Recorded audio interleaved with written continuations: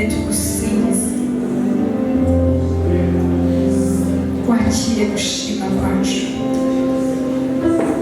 Mwami w'umukunzi mwiza, wowe utabura guseruka mu byago no mu makuba, kandi no mu byiza tujya tukubona ntabwo duterera.